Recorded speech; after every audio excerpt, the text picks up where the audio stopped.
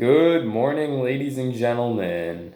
Today, um, we had a bit of a storm come uh, outside.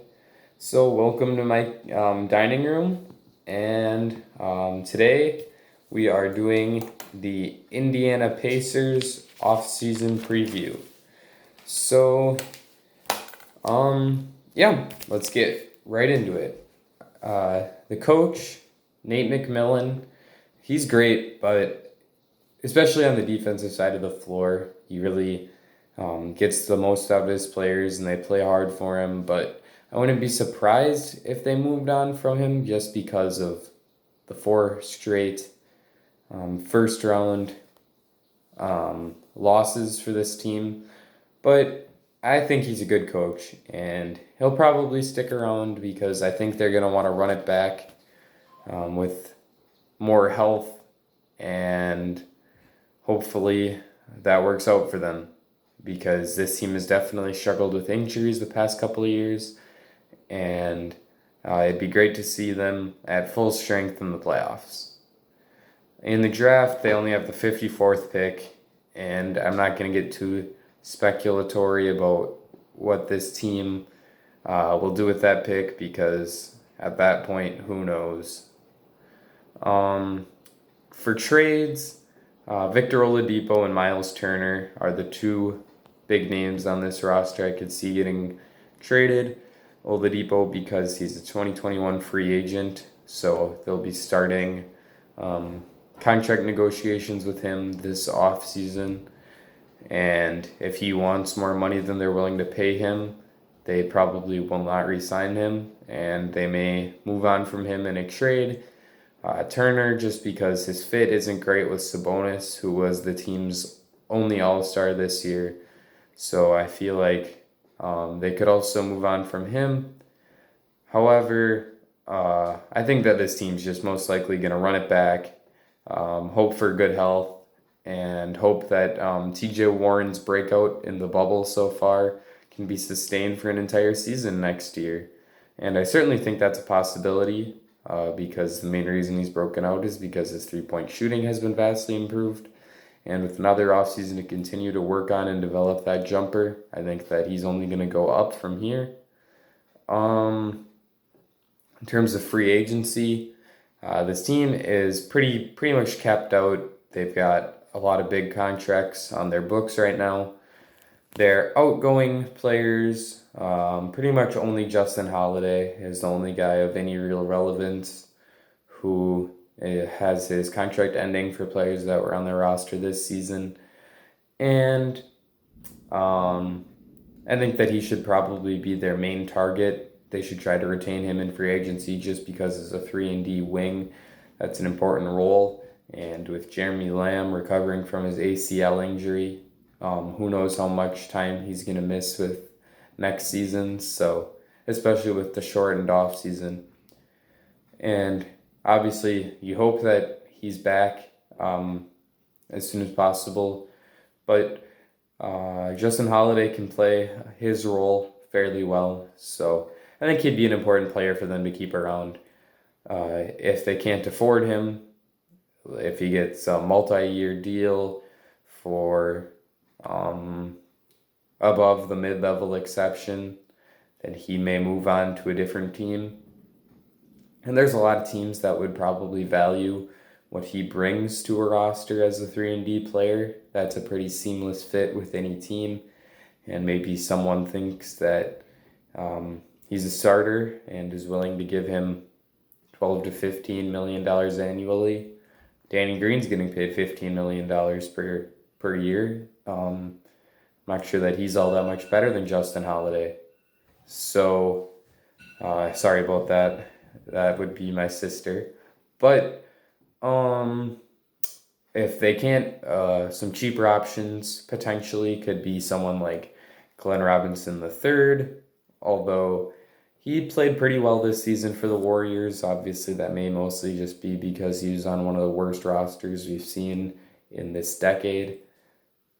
But Kent Bazemore could be another option. Mo Harkless is someone I talked about for the Nets yesterday. I think he also could fit in a bit here. Or Rondé Hollis Jefferson could be another option. So then the potential rotation for this team would be Malcolm Brogdon at the point guard, Victor Oladipo at the shooting guard. That definitely is going to be a lethal backcourt on the defensive end of the floor. It's going to be really hard to score on those two guys. And obviously, they both are a bit injury prone. So you hope for good health for them because it obviously enhances this team when they have their best backcourt available. TJ Warren broke out in the bubble. He was probably performing like an all-star, so maybe he can maintain that all-star level. Sabonis was an all-star this season at the power forward. And he's got an interesting game. Good passer, good back-to-the-basket scorer. And he was probably their best player this season. So maybe that's the guy they're building around. I'm not exactly sure. The weird thing about this team is that they have a lot of guys that are like borderline all-star talents in Brogdon, Oladipo, Warren, Sabonis, maybe even Miles Turner could make an all-star game at some point in his career.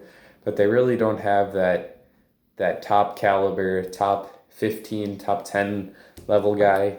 I mean, they got a bunch of guys that are fringe top 30, definitely top 40, top 45 level guys, but nobody who is top 15, and they need someone to step forward in order for them to take a leap into the upper echelon of the East. Miles Turner will be the 5, obviously, and then off the bench you have hopefully the 2 Holidays if they can retain Justin. Aaron and Justin Holiday will be a guard off the bench and a wing off the bench for them. Jeremy Lamb, if he's healthy, definitely will play big minutes as that 3-and-D wing type of guy, similar role to Justin Holiday. And then Goga Bitadze maybe can step into a backup big man role. I know that Jakar Sampson is a free agent, so maybe they will re-sign Jakar and try to keep him around. But if not, then Goga will hopefully be ready to step into a rotational role as a solid piece for them in his second NBA season, his sophomore season. A few big questions for this team this offseason is obviously, can they make that leap into the top tier of teams in the East? I really just don't see it. I think that this team is probably going to be somewhere between the 4th seed and the 6th seed once again next season. And unless they do something to mix it up, I don't think that they're a team that can make a run at the Eastern Conference Finals yet. You would obviously hope that you'd see some improvement from all their players, and maybe they don't need that one star, and all of their players can collectively take another step forward and develop into an even better team despite not having a superstar. But in this league, it's just really hard to win without a superstar. When you think about it, everybody points to the Dirk-led Mavs as the last team to not really have a superstar, but because of how old Dirk was, he was out of his prime and not exactly, still a top level player, but he was still a very, very good player. And since I don't really count that team as a non-superstar championship team, you have to go back to that Ben Wallace, Rasheed Wallace, Chauncey Billups, 2004 Pistons team to find a non-superstar led team. And that is over 15 years ago now. So I don't know that you can win in the NBA without a superstar. And the Pacers don't have one of those. So unless they can figure out a way to get one or develop one of their players into the one, I think that this team is kind of just at their ceiling for where they can get in terms of playoff success right now, which is not really where you want to be because they're not a championship contender. They're not getting good draft picks. They're just consistently good, but not great. Oladipo's 2021 free agency, I don't think they should pay him the max. And if he asks for the max, I think that he is very tradable this offseason. Hopefully they can get some young players and solid draft picks for him. But if he doesn't demand the max, they should definitely try to keep him around because he's an all-star level player and those players don't come around every day. I think the people of Indiana really like Theo because he took their team to another level and he plays hard, good defender, and he's just a fun guy to watch because, as I've said before, there's no other guy who plays just like him. He's an entertaining player, and I think he helps sell tickets, and I'd like to see him on my team, so I'm sure the Pacers fans want to see him on their team. So they should do what they can to keep him around, but I think a max contract is too much for him, especially with those injury concerns.